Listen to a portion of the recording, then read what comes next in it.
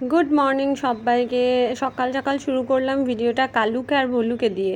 এ হচ্ছে আমাদের পাশের বাড়ি অন্য একজনের কুকুর, কিন্তু রোজ আমাদের বাড়ি এসে এই সময়টা ও আড্ডা দিয়ে যায় কালুর সঙ্গে। মানে কালুর সঙ্গে খুব ভালো একটা বন্ধুত্ব হয়ে গেছে।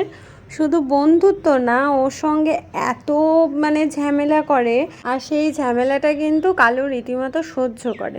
কালু কিন্তু বেশ ঘুমাচ্ছিল, কিন্তু ও এসে এমন শুরু করলো, বেচারার ঘুম ভেঙে গেল।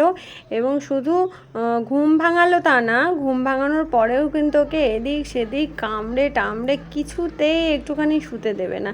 শেষ পর্যন্ত কালু বিরক্ত হয়ে কিন্তু উঠেই চলে গেল। কেউ পড়তে আসেনি, শুধু ও এসছে আর আমি পুচকুটাকে বসিয়েছি।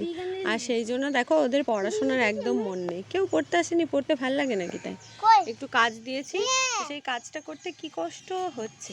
এই যে এই গাছটায় উড়ি বাবরি প্রায় 400-500 আম হয়, কিন্তু এবারেই দেখো একটা আম হয়েছে। তোমরা কেউ দেখতে পাচ্ছ? একটা আম হয়েছে, ওই যে দেখো একখানা আম গাছের মধ্যে ধরেছে, আর ওই ফাঁকে দুটো ধরেছে।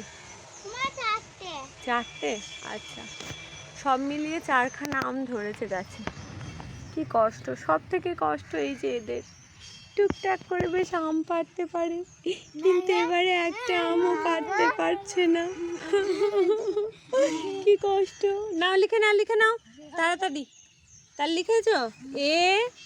আচ্ছা, আর্টিকেল তার লিখে ফেলো। কটি আর্টিকেল? 5টি। এ হনুমান, আর্টিকেল কয়টা? 3টে। হ্যাঁ, আর ভাওয়েল? 5টা। লিখে ফেলো 5টা। কি কি? A, E, I, O, U. আবার বলো। E, I, U. O, U. O, U. লিখে ফেলো দেখি। ভাওয়েল 5টা ভাওয়েল লিখতে দিয়েছে ওদেরকে। এ, তারপর ই, তারপর আই, ও, ইউ। বাহ। রোববার মানে আমার আবার মাংস খেতে মন হয়, কিন্তু আজকে যেহেতু মাংস আসেনি বাড়িতে, সেই জন্য রান্না করতেও একদম ভাল লাগছে না। সয়াবিন রান্না করতে দিয়েছে, আলুতে সয়াবিনের তরকারি। রোববার কি আলু সয়াবিন খেতে ইচ্ছে করে বলো তো? কিন্তু কিছু করার নেই, তবুও করতে হবে, কারণ বাজারে যাওয়ার সময় নেই। আজকে রোববার বলে সকাল 9:30 থেকে আমার কিছু গানের এবং আবৃত্তি টিউশন থাকে, তো সেগুলো করতে করতে প্রায় সময় শেষ। মাথায় জাঁকিয়ে বসে গেছে যে আজকে রোববার, সেই জন্য সয়াবিনটা আজকে রান্না করতে ভাল লাগছে না। কিন্তু সয়াবিন যে আমার খারাপ লাগে তা কিন্তু না, সয়াবিন খেতে আমারও বেশ ভাল লাগে।